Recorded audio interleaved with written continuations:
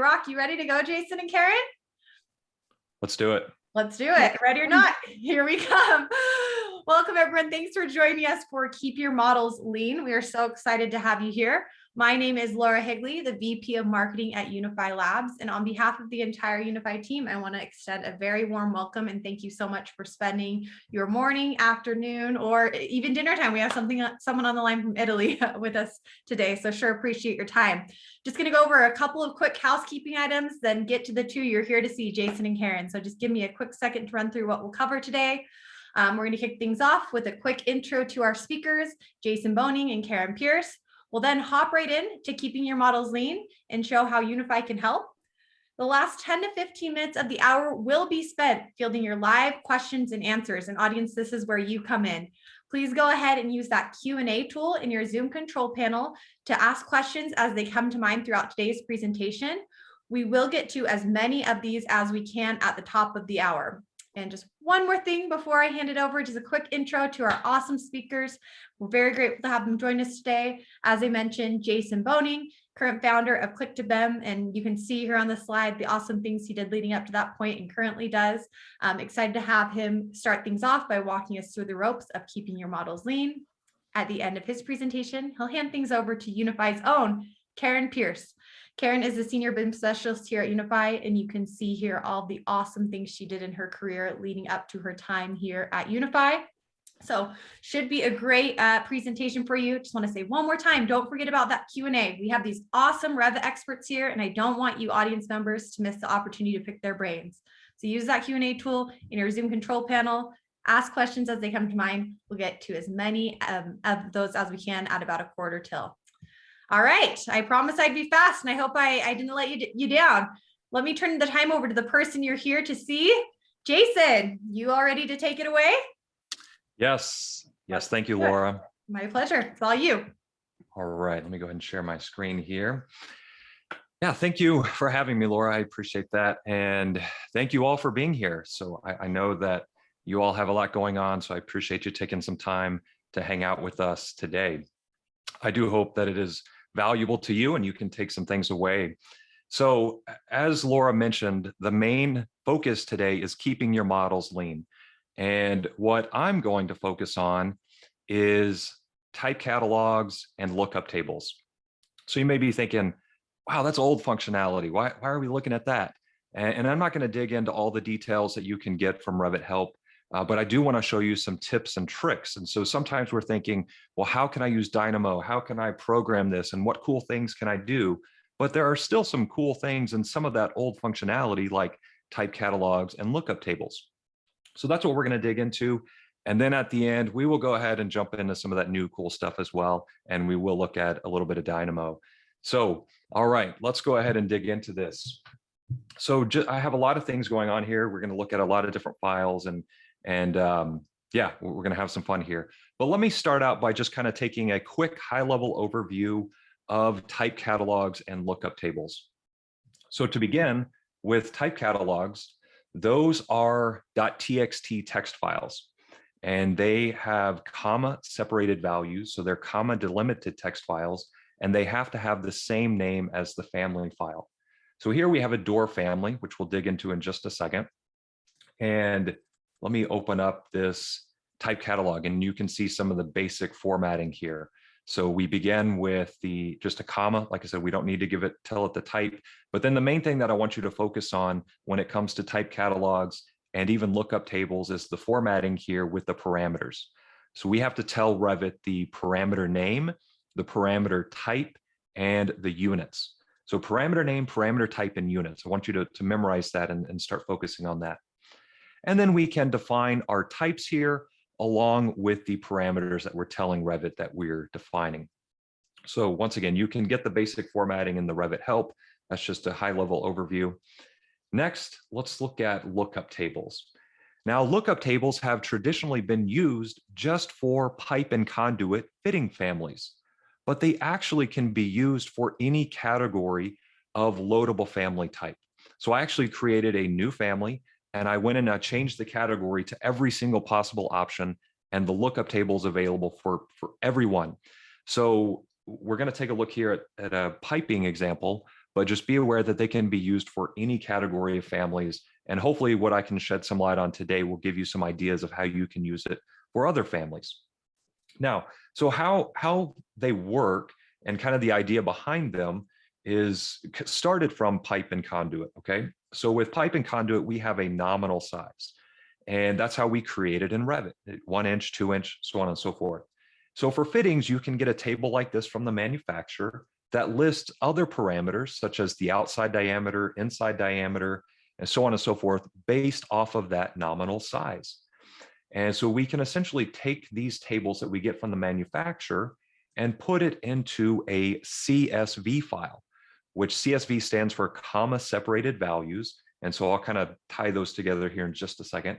But Revit is looking for a CSV file. And the nice thing about CSV files is we can use Excel to edit that file type. So just some basic formatting here. The first column here, so column A, is simply a description for you. And so your team and how you want to describe that row, if you will, okay? So for pipe and conduit, it was typically that nominal size. And then once again, we need to specify the parameter name, parameter type, and the units. And so the second column here is typically what you're going to tell Revit to go looking for. So the idea is that you create say a 1 inch pipe, and you tell Revit to go look up the nominal diameter of 1 inch. So it's going to go to 1 inch, and then you're going to say, okay, now go grab the outside diameter parameter. So Revit's going to look in this column, say 1 inch, and then it's going to go grab that outside diameter. Then you can do the same thing for the inside diameter, and it'll go grab that value, okay? So where lookup tables are nice is you can put a table of information in something like Excel and then tell Revit to go look it up, okay? And so we'll dig into some more examples here in a minute, but that's a high-level overview of what type catalogs are and what lookup tables are. Now, let's dig into Revit and let's look at some tips and tricks, if you will, kind of going beyond the Revit help system. So I have that door family that I was talking about, okay? And just to show you where the type catalog comes into play, I'm going to go to the insert ribbon and click load family. And then I'm actually going to grab this one called number 2, and I'll show you here in just a second why. I'm going to click open. And since there's a type catalog, we get this specify types dialog. And I can simply click and drag. I can use control or shift to select however many types I want. So I'll grab a couple here, click OK, and we'll load those into the project. Now let's say you want to change something in that type catalog.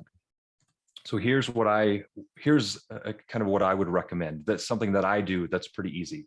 So I mentioned before that the .txt files are comma separated values or comma delimited files, okay? Which is the same thing as a CSV file, CSV comma separated value. So what I do is I actually just change the file extension to CSV. Now you're going to get a warning, and I'm going to go ahead and click yes. And then you can open up that CSV file in Excel. Okay, so I open that up, and now I have my text file in Excel. So I like working in Excel. I think a lot of people do. It's very user-friendly. And now I can add additional types. I can add more parameters, so on and so forth. But before we get too far, let me show you something that you could get tripped up on. When I loaded that family in, you saw the inch sign, right? 30 inches by 80 inches and so on and so forth. So in the text file, you actually have to add double quotation marks or double inch signs, if you will. So it's kind of hard to see here, but as I move my cursor, you can see there's 2 quotation marks there. And so that's how you tell Revit to show that inch sign. But kind of a pitfall is then when you go back, so let me go ahead and save this. And if I change that back to a text file to then use so that I can load it back into Revit, let me show you what happens here. When I open that text file again, you can see that there's a huge number of those quotation marks now. So that's a problem, because then when we go load it in, now you're going to have a new type when you were just trying to edit a type. So I don't want to leave you hanging here and give you a tip that's going to cause you problems, okay? So here's what I recommend if you want to use that. So some people are like, you know what, let's just do away with those. I'm just going to use the numbers. And that's perfectly acceptable. And you don't have to deal with all of this. But if you do, what I recommend is getting a program called Notepad++. So I'm going to right click that text file and I'm going to click edit with Notepad++. And now I open it up here and there's more functionality in Notepad++. So let me show you what I mean by that.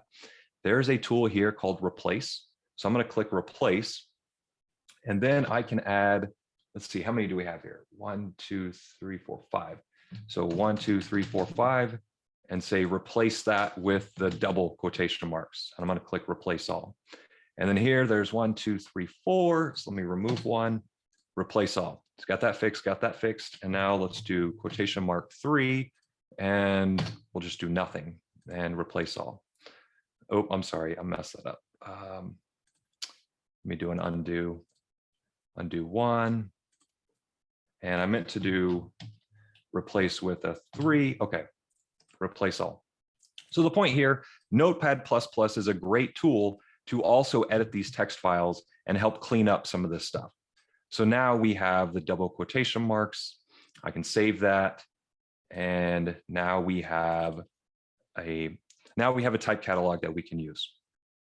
Okay, so that's my main tip there was you can change it to a CSV file. If you run into some errors, you can use Notepad++ to help clean it up a little bit. Now, let's go on back to this regular door family where I don't have any of the quotation marks. And that is this family right here. And I'm going to open up the family types dialog. And let me touch on a few things that you need to be aware of. So to begin, if you want to define a parameter in a type catalog, it must have a value in the family. And more specifically, it must have a value here in the family types dialog. And so what I mean by that is if we are defining the width and the height, we must have a value here. If we try to enter a value for this rough width and rough height, it's not going to work because there's not a value here in the family. Same thing for something like type comments. We have to at least have some type of default value here for Revit to then recognize. I don't know exactly why, but that's just how it works. So even if the parameter exists, it must have a value. Also, be aware that parameters such as type mark, so I'm sure you're familiar with type mark in a project, that's not available in the family. So you can't input the type mark parameter in your type catalog. So just be aware of that. And then lastly, if you see a parameter such as function that has a dropdown, then what you want to do is just expand that dropdown and take a look at the values here. And it works off of a list index value. And so what I mean by that is the list starts at 0. So just in this case, we have 2 items in the list. So interior would be 0 and exterior would be 1. And so I'll show you that in just a second, how we would define that. And if there are more values, you just keep going, 0, 1, 2, 3, 4, 5, and you just count, and that's what you input into your text file.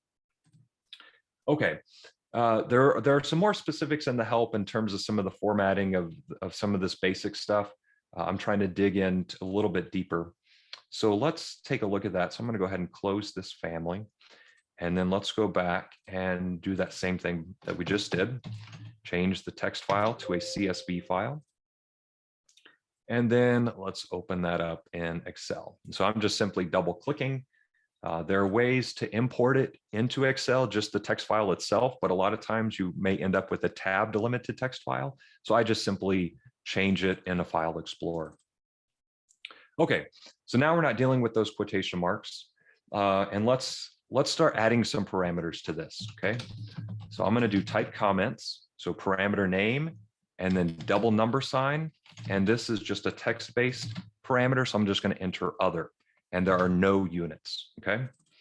And I'm gonna enter just sample comment. And let's just drag that down for this quick example. And then let's do that function parameter as well. Got to make sure that I spell it right. Double number sign, and it's going to be other again. All right. And let's start out with 0. Okay. So remember, it's index based for the list. So we're starting at 0. So let me save this. I'm going to close it. And then let's change it back to a TXT file. And now let's load it into the project. And I'm going to select that family. And now here you can see our type catalog is updated. We have additional parameters here. So I'm just going to select all this and click OK. And let's place a few doors. Let me make sure I'm using the right family here. I'll just place a couple here. And now let's look at some of those type properties. So the function is interior, which is what we set it to 0, right? And then our type comments, sample comment. Okay. So that's how you can quickly use Excel to add parameters. But now let's say we want to make some adjustments, okay? So now we could obviously go in here, click edit type, and we could edit these as needed. But if you want to just quickly do a bulk edit, if you will, change it back to a CSV file. Okay, keep getting that warning. Now let's open this back up in Excel. And let's change this to, let's see, we're going to update the comment. I'll just go ahead and do it for all of them. And then let's say we want to change the function. We'll do it to exterior. All right, I'm going to click save. Just close this. Just remember, you got to change it back to TXT. And instead of opening the family and loading it, just go back to the insert ribbon, click load family, select that same family.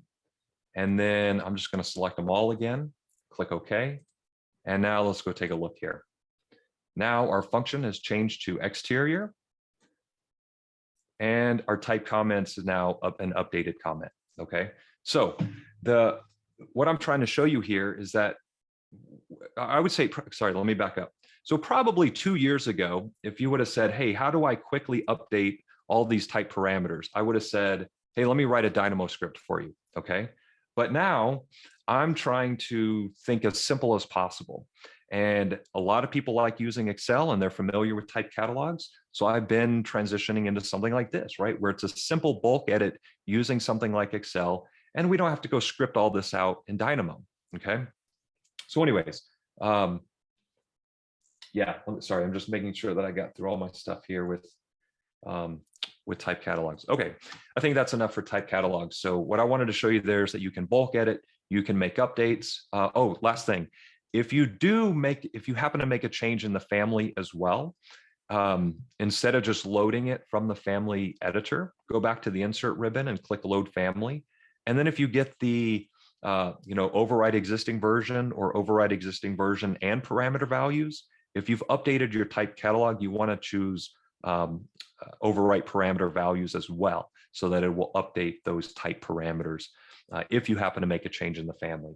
If you don't, Revit just simply loads it in and updates the parameters and you don't get that dialog. Okay, all right, let's move on.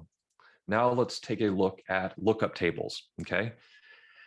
Now, as I mentioned before, they've traditionally been used with pipe and conduit fitting families, but I've been finding use cases for other categories of loadable families.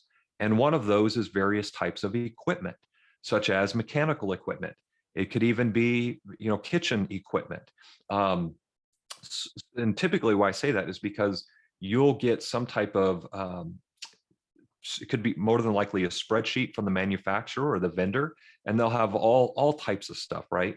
And you could simply just take that and put it into a CSV file and then use the size lookup function to call that information in your family.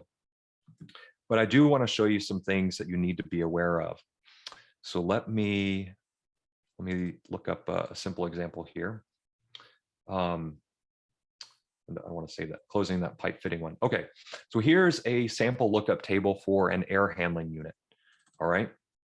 So the thing to keep in mind here with a lookup table is that we're not defining types. With the type catalog, we're defining types, whereas with the lookup table, we're basically reducing types, and it's all going to be based on instance parameters for the most part.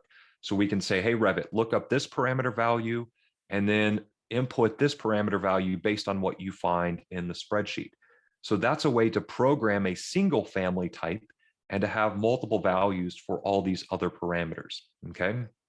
So a cool thing about this is that you use the CSV file, and you can use things like formulas and some of the quick editing features that you would do in Excel. but just be aware that those formulas are not going to save along with that CSV file, okay? And so you'll probably even get this warning here about data loss, okay? And so I'll show you that here as we go. So let's do a simple example here. So I have a family, an air handling unit family, and let's say we want some values for the cooling load and the heating load. So I'm going to use some rule of thumbs here, okay? So for a ton is 12,000 BTUs per hour. So 12,000 times our nominal tonnage. And I am just using rule of thumbs to keep it simple. And then let's just say the heating load equals the cooling load, just to keep it simple. And then another rule of thumb or airflow, let's do 400 CFM per ton and input those, okay? So now we use some formulas, we quickly specify those values, or if you're another discipline, you have an Excel file from the vendor, just plop that in here into your CSV file. And then let's save it. And then let's go back to our family. And I'm gonna open up the family types dialog. And now we can use the size lookup function. All right, let me pull this over here. So I like to use a text file, or sorry, a notepad or Notepad++ to type out my formulas, and specifically when I'm using the size lookup function. That way I'm not constrained to this little box where it can be a little confusing. So a quick overview on the formatting here. So if we're going to use the size lookup function, we type in size lookup, and then we need to enter the lookup table name. And that could actually be a parameter. So let me show you that real quick here. So what I do in my families is I create a parameter called lookup table name. That way that parameter always stays consistent. And in the size lookup function, I never have to change that. So all I have to do right here is change it, what I have as my value here. Okay, so lookup table name. And then the second, so comma, and then the second value here needs to be inside of quotation marks. And that is the column in the CSV file that you want Revit to find the value, okay? And I'm gonna skip this for right now and touch on this one. So this last value is the value that you want Revit to look up and then go look in this column, okay? So let me just, I think it's easier just to look up the CSV or look at the CSV file. So I said this before, but let's just touch on it one more time. So if we're doing the cooling load, we're saying, okay, hey Revit, go look in this column. Okay, that's that second value, and it's not very intuitive, so it may take a few times watching this. We're saying, hey, go look in this column. That's where I want you to find the value. But as far as what you're looking for, Revit, I want you to go look for this value. Okay, so when we enter JB-5 as the model number in that model number parameter, Revit's going to go look in this column until it finds JB5. Once it does, it's going to go straight to this column and it's going to return this value. All right. So let's dive into it a little bit more. I'm not going to save it because I already modified it. So, okay. So that's where we're saying, look in this column and look for this value and then return whatever is in that column. Now, lastly, that third value is if you don't find anything, if you don't find this value, then just return whatever I put here, okay? So for something like cooling load, I'm just gonna put 1, that way it kind of throws a red flag, and I know something's up, right? If you're talking about like piping, you know, if it was a pipe or conduit fitting, I would probably put the nominal diameter and then have Revit just return the nominal diameter parameter. Okay. So I'm going to copy this and then let's put it here in so for our cooling load, but we're going to run into another little pitfall here. Okay. So bear with me. So first, okay. So it says invalid input. And let me just double check here. A couple things. Table name. Oh, sorry. I skipped a step. First thing we have to do is import that lookup table. Okay. So click manage lookup tables. And then click import, okay, so that we had a problem from the beginning because I didn't even get it input correctly. So I'm going to select that lookup table and click open, and now it's imported into the family. So I'm going to click OK. Okay, now let's go back, and I'm going to paste it in there. And now this is the pitfall that I was trying to get to, inconsistent units, okay? So this is something that can be common especially on the MEP side where we're dealing with MEP units. And so let me show you what I mean. Do you remember before where I told you the parameter types that we were constrained to? Things like length, area, number. Well, those are basically those common parameter types. So we don't have the parameter types such as cooling load, heating load, airflow that has units like CFM and BTU per hour and stuff like that, okay? So let me show you a quick workaround here. So what I do is I create another parameter, and let's just walk through it. So I'm going to click new parameter, and then I'm going to type cooling load unitless, okay? And I'm going to make it an instance parameter, and then the discipline I'm going to set to common, and the type of parameter I'm going to set to number, if I can find it. Goodness gracious, sorry about that. Okay, so because the common parameters are the only ones that we can input into a lookup table, all right? And I'm going to select mechanical loads, and then I'm going to click OK. So now I have cooling load unitless. So cooling load and cooling load unitless. And then what I can do is I can enter a formula for the cooling load, and I'm going to enter cooling load unitless divided by 1. And when I do that, Revit automatically inputs the units in there and they cancel out. That way, we can use the cooling load unitless in our lookup table, and then we have a formula that will convert it to the correct units. All right. So let me show you how we can go about that. So I'm gonna pull another text file over here where so what I would do is I'd do it for the airflow, for nominal tonnage, cooling load, and the heating load. All right. And actually, sorry, I'm getting ahead of myself again. So before we do that, we also want to update our lookup table. And I'll do it here. So we want to make sure we update this column, okay? So that's 2 things you need to do. Create a new parameter, and then make sure that we update it here. Or well, if I'm kind of showing an example. So you would just do this from the beginning, right? So you would just make sure that whatever you have here are going to be your generic number-based parameters. And I'll just do it for one more. And then let's save it. And then let's go back to Revit, and we need to re-import it. So I'm going to import the same one and basically just override it. I'm going to click yes and then click OK. All right, now we can use the same thing, size lookup function, but this time we're telling it to go look in the cooling load unitless column. All right. So let's do it for the cooling load unitless. And there we go. Okay. Now you can see it returned a value of 1. And the reason is because if I go down here to this model number parameter, you can see that there's not a value there. But if I change it to JB-5, it should update. There we go. Now it updated here. So now I have 60,000 for my cooling load unitless parameter, and my cooling load is 60,000 BTUH. Okay. And that's what I would use in a schedule. So just to kind of summarize here, let me open this up again. We could take the information that we get from say the vendor, and we could input that information into a spreadsheet. Or if we just want to go off of engineering data, we can use our formulas and input them here. And then we just want to make sure that it's generic numeric values. And then we want to call that in Revit using the size lookup function. And so that's how we do it with one parameter.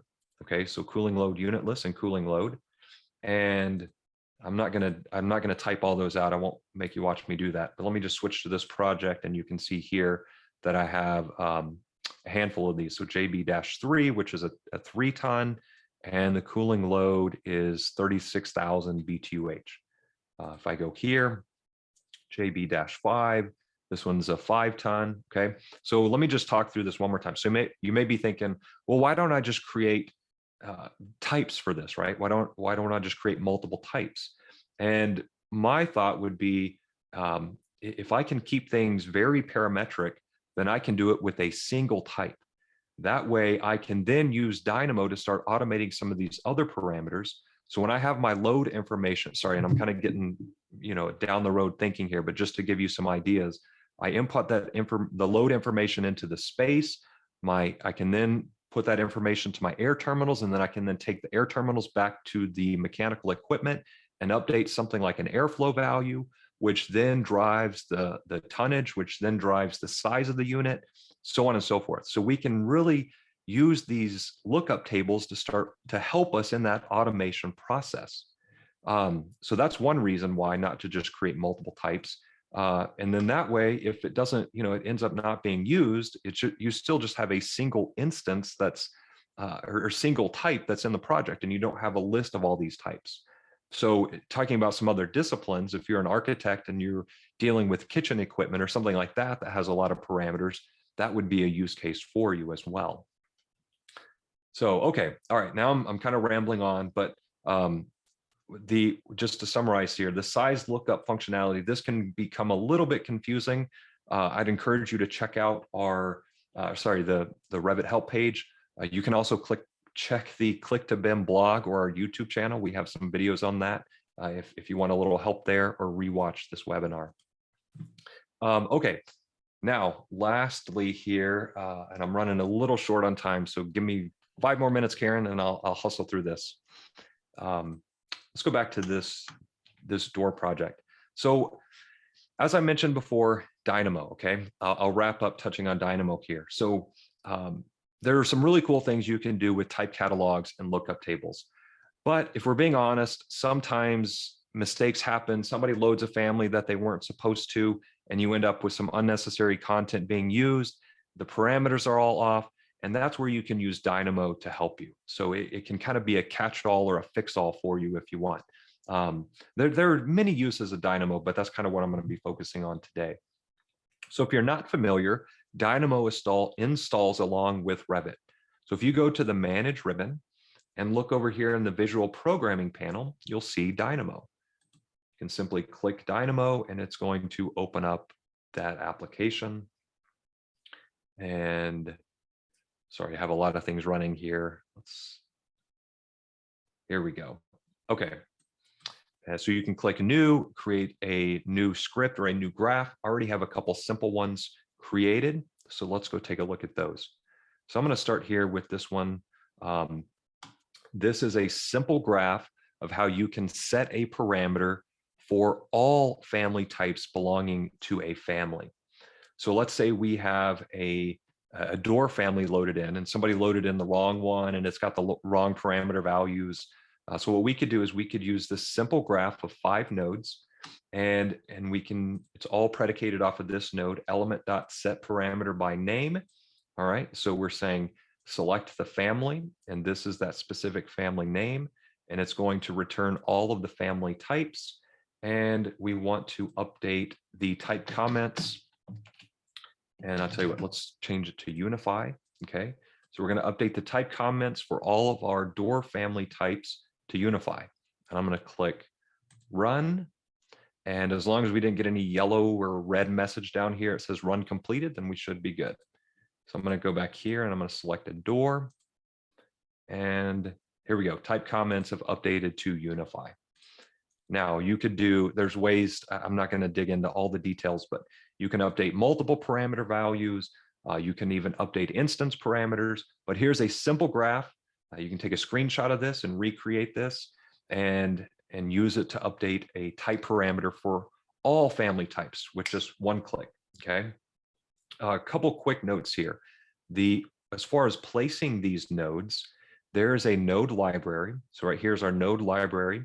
You're going to want to focus in the Revit category, and then 2 places I'll show you. So under selection, when you expand selection, here's where you can select family types, element types, categories, and then even all elements of a type, a family type, or all elements of a category. Okay, so I use those quite a bit. And then also under Revit, if you expand elements and then find element, and then let me scroll down here. So you can use these nodes like get parameter value by name and then set parameter by name, though I use those all the time. So those are 2 places you can look and find a lot of valuable information a lot of valuable nodes if you're just getting started with Dynamo. And then as far as some of these other nodes that I'm not going to dig into on how to dig in here and find them. If you right click, you can always search. So if you type family.by name, here's that node. It'll pop up for you. If I type family.types, here's that node. Okay. So just real quick, once again, right click and then just search and search for these nodes. If you want to place a code block, you can double click in the canvas and you'll place a code block. And if you want to enter a text value or what we call a string, simply use quotation marks and then begin typing. If you want to enter a numerical value, then don't put quotation marks. Okay. And then when we put a semicolon, it's just simply ending that command line. And then it gives us a few outputs here. And you can simply click an output and then click an input to place a wire. So I know that was really quick, but that's how you can quickly create this dynamo graph here. I'm going to close that. And just to wrap up real quick, I'll show you one more graph here.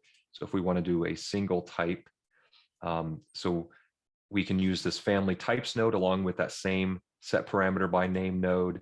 And then I'm actually connected to the wrong project, but that's where we could select that air handler or whatever you're dealing with. Okay, so just some simple tips there on using Dynamo and a quick way to kind of get you out of a jam and update some of those parameter values for you if you do end up with the wrong family type. So all right, now I'm going to turn it over to Karen, and Karen's going to jump into Unifi and talk about how we can even expand even further on some of these examples that I've shown.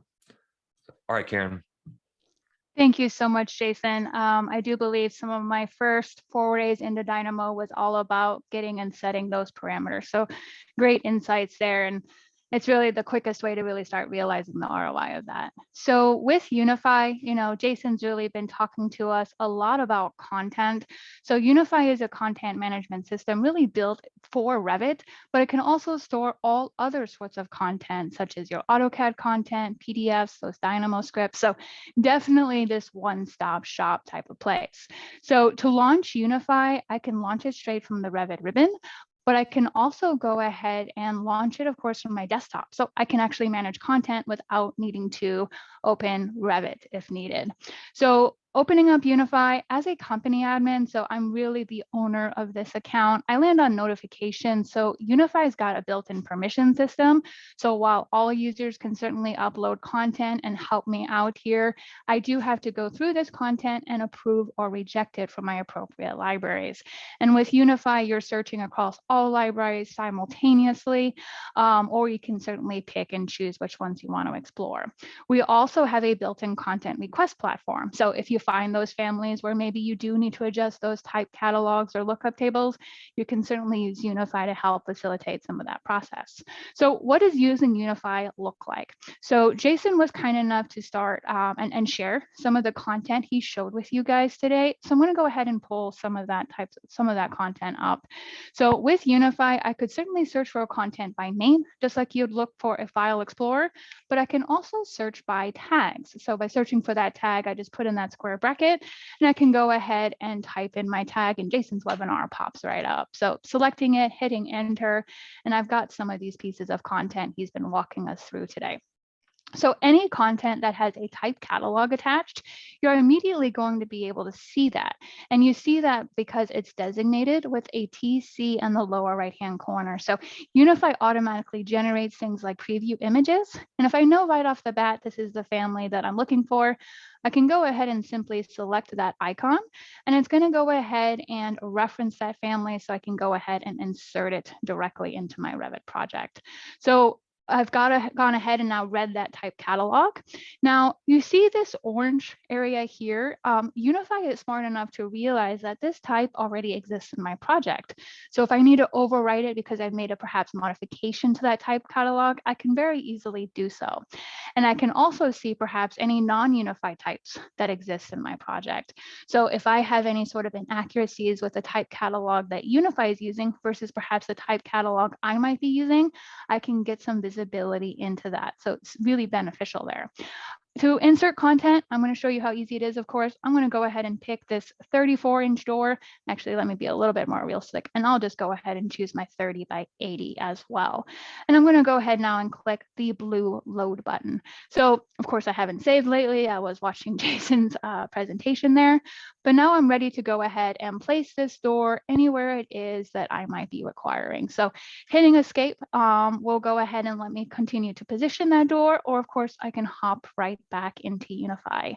Now, what if I wasn't quite sure that this was in fact the type catalog, maybe that's got my most recent information? Anytime you need to review additional details, such as perhaps details such as type names or parameter names, Unifi can actually go ahead and view those directly within the application. So I can go ahead and confirm that the size is in fact there that I need, and also just take a quick look at any special parameter data I might be controlling. We can, of course, also search by this parameter data, such as searching by Omni class number is something that a lot of our customers take advantage of. Now, other items here too, though, is, hey, how did some of this content get there? You know, how do I load a family with a type catalog such as this? So by clicking on the cloud icon with the up arrow, this is where I can go ahead and upload content. And I've got my file explorer open on the other screen, so I can go ahead and just simply drag and drop content as I might need to. Now, as long as your type catalog is stored in the exact same location as that Revit family, like Jason was talking about, Unifi will automatically grab that type catalog and go ahead and bind it to the family. So super easy process. I don't see any extraneous text files, so there's no need for me to get confused or anything along those lines.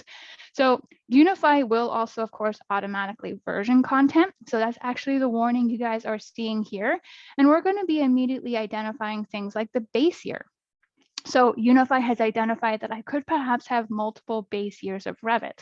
To get some additional insight into that, I can just go ahead and quickly expand this. And I've got my original base file seen here in 2019. Because Unifi is a cloud-based content management system, Unifi automatically upgrades that content to future versions of Revit. So my 2020 content is immediately actually available from my 2019 base file. But this new upgrade is in 2021, so Unifi will actually use that version as it upgrades to 2022 and beyond. And because of those type catalogs, I actually do see that designated here as well, so I can just make sure everything as expected. Now, always remember, guys, you can't upload until you do decide what library content should live in. So I want to go ahead and throw this in my development library, but content can absolutely live in multiple places, as it might need to be managed by different team members, as well as, of course, accessed by it. I've got a place for tags, but now I'm going to go ahead and click upload or clear, whatever I might need to do.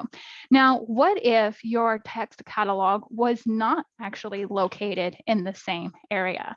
So whenever something like that happens, what you'll end up seeing actually is a different type of warning. And of course, live demos, I am not actually able to quickly duplicate that as well as I would have liked. So let me try that one more time here, because I do believe I've got that hidden in just one little new area. So one moment here.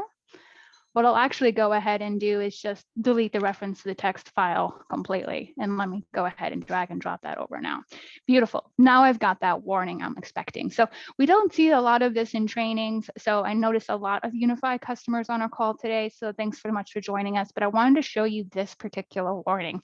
So this warning is the triangle icon, which actually tells me that it can't find that type catalog that's supposed to be associated with it. So Unifi is smart enough to go ahead and make sure that we know that, hey, something's wrong here. We might really want to pay attention to this. All right, guys. So now that I've showed you that, I do want to go back into content itself, specifically content maybe that does have that type catalog or lookup table attached. So I want to go ahead and switch to the air handler units that Jason was discussing here. And I want to go ahead and just show you guys how I can actually open the family directly. So I'm going to go ahead and just right click, open in the family editor. And what we'll see here is that even though I don't have a designation for that lookup table attached, what I do end up seeing when I go to manage these lookup tables is that I do actually have it here. And of course, it is completely attached to some of those custom parameters that Jason was walking us through. So I can see some of those here. But my user can go ahead and take a look at this. He can work with it in his file without any special interaction needed from you guys as the BIM managers. So really pretty impressive insights there. And in case there is something, in fact, that isn't quite working here, we talked about it briefly, but to right click over existing content, if I found out that, hey, this lookup table isn't quite working right, I can simply request updates seamlessly within the application. So the only fields here that are optional, as always, to stress, are the project name and number. If you leave anything else blank as you're trying to submit this content request, it's going to go ahead and guide you towards any of those missing fields. So having that ability to make sure that if you do specify Revit, you get that minimum Revit year out of your end users, but also that ability to drag and drop design documents such as PNG images, Word files, CAD files, those spec sheet PDFs, really is of immense value. So everything's in one place. I can very easily manage those. Right now I'm good. I don't have anything pending or in progress, but of course I can always see items that maybe are even completed or rejected over time. So great way for me to just have all of my information for content in one location. Now, as content changes, as these lookup tables might change or type catalogs, what Unifi also provides the ability to do, and it looks like I might have accidentally closed that window, so I'm going to go ahead and pop it back open, but Unifi's got a special tool called Project Analytics. So to access Project Analytics, all you have to do is click on that globe icon in the Unifi platform, and you're taken directly to our dashboard. Now, dashboards are for people like myself who are company admins, but end users would be able to make use of the platform as well, as the Project Analytics information is available for all users. It's just us as admins, we will be the ones that'll be the ones that will be able to add new projects, adjust settings. So end users can come in here, take a look at their sync times, take a look at things like Revit warnings, CAD imports, all sorts of different information. Now, let me help paint a story for you.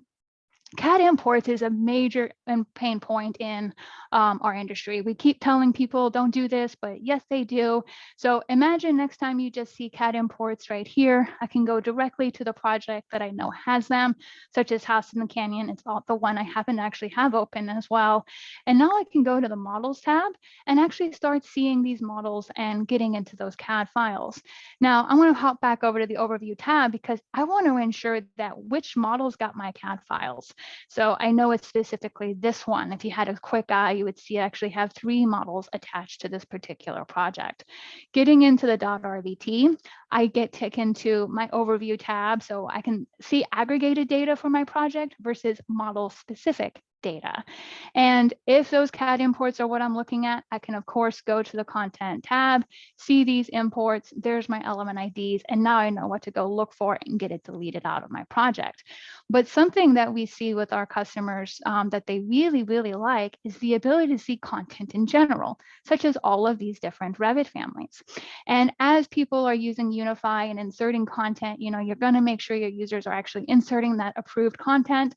So seeing Unifi content versus non-Unifi is a huge win, but now be able to start realizing too that they can compare the version in their model to the current revision that's possibly in the cloud. So this way, if I do see these numbers that don't happen to match, I can go ahead now, get into Unifi and get that content loaded. So huge, huge insights here. And it's only going to get better as we work to add more features this year. And Laura, back to you. All right. Wonderful, Karen. Thank you very much. And thank you very much to Jason for that wonderful presentation. Audience, as promised, we will go ahead and hop into our Q&A. It looks like we've had quite a few here. So in the next 10 minutes, we'll get to as many of these as we can. Jason, it looks like this first question is for you. So I may have missed this, but do you have to change the text file to CSV each time to edit, add new parameters? Can you not just add these directly to the text file? Oh, sure. Great point. Yeah, no, you can definitely work right in the text file if you want. And maybe I rush through that, but I prefer working in Excel. But if you want to open it up in Notepad, absolutely. Or even Notepad++. Sometimes I work in there. But no, you can add the parameter directly to the text file in Notepad. Okay, nice. And another question I saw come through is Notebook. Is it Notepad++? Is that a free tool, Jason, or what's the cost associated with that? There is a free version, but I think if you're using it for business purposes, they encourage that you pay for it. Yeah, so your call on that, I guess. Oh, cool. Awesome. Awesome. Okay. Karen, it looks like this one is for you. Can Unifi host Revit project template files visible to users? Absolutely. So what we actually see is that instead of users having to go to model new in order to create a new project, what they can do actually is just simply open up Revit, go to Unifi, find that template and click on that icon. Unifi will actually generate a new project file automatically from that Revit template file. Okay, cool. And another one, this actually came in, Drew directed this towards Mark. Mark Pritchard is on the line trying to take your job, Karen, but don't worry, I've got your back. So you're still hired for the next 10 minutes here. Can Unifi host legends? Yes, Unifi can host legends through the Project Harvest tool. So you want to put all of those legends into a container file, warehouse file. We all have slightly different names for that, but then you can go ahead and copy those legends from project to project. Fabulous. Thank you, Karen. We've got another one for Jason. Jason, can you use instance parameters in a type catalog? Yes, you can. It can be a little tricky, but in terms of if you're going to start overriding them, but you can, yeah. Okay, nice, nice. Thank you, Jason. So run right back to Karen. Karen, I need to update my type catalog for my family. How do I upload my changes? So you'll want to make sure that you go ahead and grab that Revit family over from your File Explorer to Unifi. Just like you saw me going through today, definitely remember that the text file has to be stored in the same location. If it's for any reason missing, Unifi will go ahead and throw that warning. So that's that triangle icon I was showing you earlier. Okay, awesome.